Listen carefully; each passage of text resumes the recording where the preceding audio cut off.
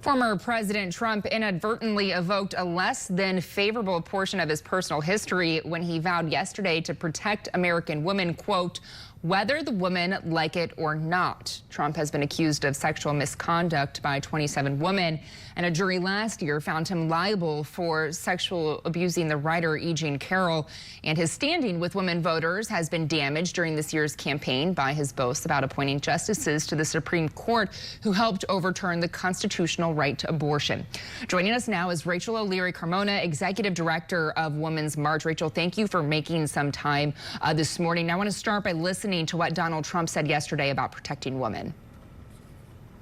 I want to protect the women of our country. I want to protect the women. Sir, please don't say that. Why? They said we think it's very inappropriate for you to say so. Why? I'm president. I want to protect the women of our country. Well, I'm going to do it whether the women like it or not. These comments follow his recent remarks that women wouldn't have to think about abortion any longer if he returns to the White House. What do you make of that? What does that mean? I mean, first of all, thank you for having me. And the first thing that comes to mind is, of course, a serial sexual assaulter does not ask for consent for women for anything. We've already known this about Donald Trump. That's nothing that is new news. But I would say that women like Gisele Barnica, who just lost her life in Texas because of a Trump abortion ban, would disagree that Trump has done anything to protect the lives of women in this country. And, you know, we just talked about his history, more than 24 women having accused him of sexual misconduct, him being found liable for sexual abuse in a civil trial last year. Now with this comment, how does this record impact how women are voting this year?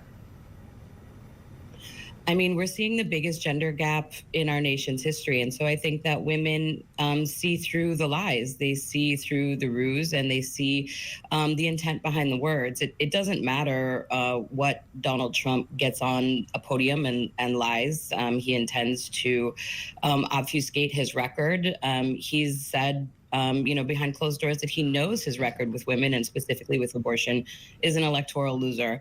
And so, like all of the consequences of Donald Trump's decisions, he's trying to evade those as best that he can so that he can, try to remain in power by any means necessary. And I think women see that.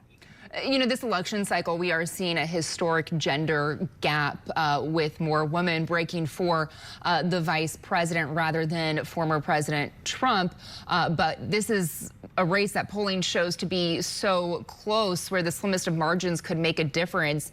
Do you see these comments having an impact on women voters that could significantly impact the outcome on Tuesday? I mean, the thing about narrative and the things that people say, campaign stops are very highly scripted. And so what we know about the comments about Puerto Ricans, for example, that were made at Madison Square Garden is that those were comments that were vetted and approved. They were on a teleprompter, and so is this. So we know that he's trying to spin a narrative, and narratives only work when they resonate with voters. And this one is not resonating, and that is why we see women breaking for Harris. All right, Rachel O'Leary-Carmona, Executive Director of Women's March, thank you for your time. We appreciate it. Thank you for having me.